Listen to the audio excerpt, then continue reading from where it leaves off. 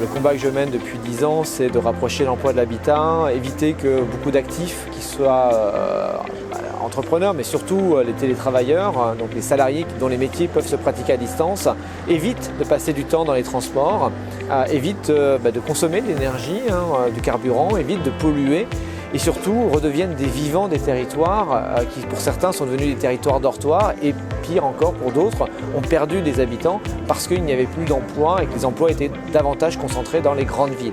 Le Relais Entreprise il repose sur 3 domaines d'activité. On a un premier domaine d'activité où on accompagne les collectivités territoriales. On a un bureau d'études, on a fait plus d'une centaine d'études au niveau national pour des communes, des communautés de communes, des pôles d'équilibre territoriaux autour de la thématique tiers-lieux au sens large, qui est une thématique un peu complexe, un peu floue, un peu générique. On y met beaucoup de choses derrière tout ça. Et on va faire, nous, des études pour voir quel est le potentiel, quel est déjà l'existant. Est-ce qu'il y a déjà des lieux qui répondent aux différents besoins? Et puis on va dimensionner les réponses en fonction des immobiliers disponibles. Est-ce que l'immobilier est adapté aux attentes de ceux qui recherchent un lieu soit de rencontre, soit un lieu au contraire de concentration? Le maillage, parce que la zone d'influence d'un tiers-lieu est assez courte. Donc ça, c'est notre premier métier. Le deuxième métier, c'est qu'on est une enseigne. On est la première enseigne nationale d'espace de télétravail. C'est-à-dire qu'un lieu peut avoir sa propre identité, s'appeler le canapé, la cafetière, qu'importe.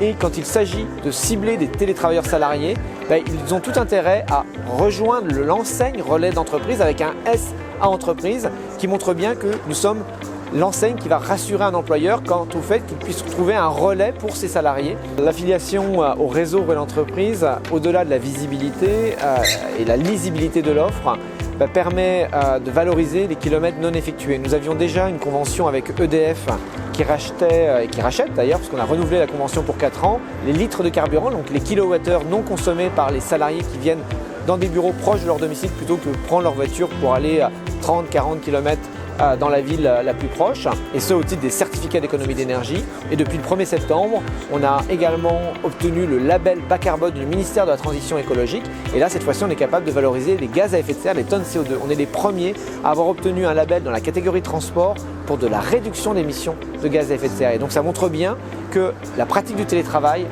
dans des lieux proches du domicile contribue à la réduction des gaz à effet de serre.